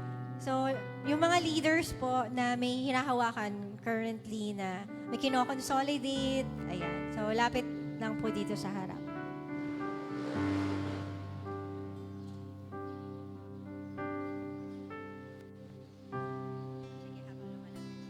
Pakinggan po natin ang salita ng Diyos habang lumalapit ang lahat. Unang Hari 8:66. Muli sa ikawalong araw, pinauwi na ni Solomon ang mga mamamayan.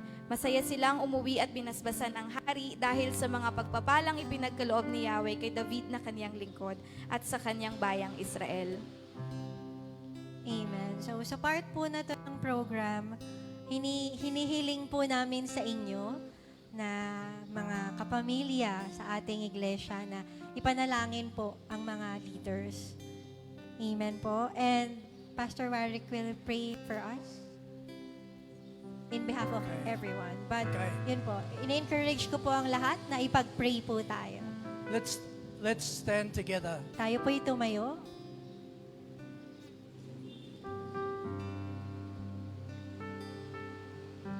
I will pray, but if it's what you also want, just say amen at the end and God will hear. Amen. Father, we pray for this wonderful people who have given up so much of their own lives, who have to balance and juggle their own families, their children, their jobs, the many things in this world, Lord, to sacrifice the time to serve. We thank you, Lord, that you said that no one who gives up even a simple cup of water because they're your servant will fail to receive their reward from you. But we, Lord, the family, want to give our prayer of thanks, to acknowledge, Lord, the cost of serving. And we pray, Lord, that you would be their provision, that you would be their strength, that you would lead them in leading us, so that no one, and especially Pastora, would feel the whole weight as if it all depended on her or on any of them, but on you. So we pray, Lord, that you write in our hearts, Lord, your love for these people, and that you empower those being led to become leaders in the future, to lead in their homes because of the example of these people here in front of us. You see them, you know them, now bless them. We pray in Jesus' name. Amen. Amen. Amen. Praise the Lord. Sige po, tayo po ay makakaupo na. At tayo naman po ay dako sa ating huling pag-awit sa Panginoon. Sige po, let's stay standing. Patuloy tayong manatiling nakatayo at awitan po natin ang ating Panginoon. Amen. Rock of ages, you are faithful and true. You are able to do what you have promised. Rock of ages, you are faithful and just. I will always put my trust in you. Pwede po tayo makipagkamayan sa bawat isa. You're a shelter in the time of trouble, a refuge in the time of storm. You're a fortress in the time of struggle, a tower in a time of war. You're a healer in the time of sickness, a comfort in the time of grief. You're a stronghold in the time of weakness, a helper in the time of need. Rock of ages, you are faithful and true. You are able to do what you have promised.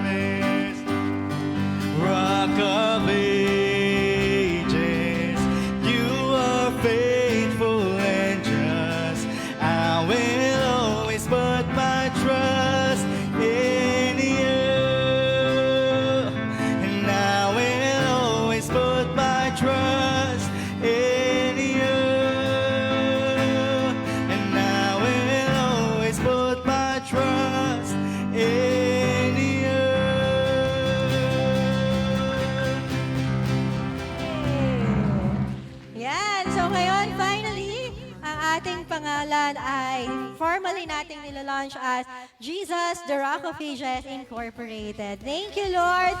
At dito na po natatapos ang ating gawain. Ayan, nag-declare naman na ng benediction si Pastor Warwick. Yung sinabi niya kanina is yung benediction natin. So, God bless everyone. And sa lahat ng gustong magstay, kasi ngayon lang pupunta si Pastor Warwick dito. Babalik na siya ulit sa New Zealand in a month. So, meron tayong mentoring mamaya, 2 p.m. sa church. Ayan, 1 or 2 p.m. Ayan, pwede po tayong pumunta sa church. Kung may mga questions kayo sa buhay na gusto nyo lang talagang sagot, ayan, sa core group po, ito po ay required sa mga leaders, lalo na kasi kailangan ma-align talaga tayo sa truth. So, see you later po. Again, sa church po ito, no? Sa Petrojam. Yun lang. God bless po. Salamat po sa buhay ng bawat isa. Shalom! Ay, sorry, picture pala, sorry. Picture muna po tayo. Ayan, picture. Lapit, saan ba? Ito, sa harap. Ayan, lapit na lang po tayo para madaling mag-picture.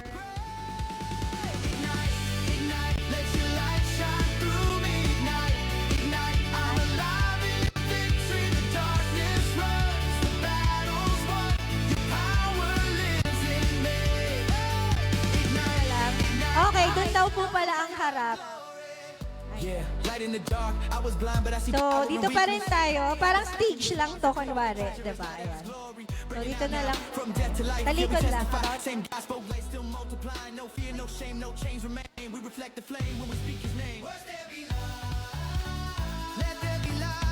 Ayan.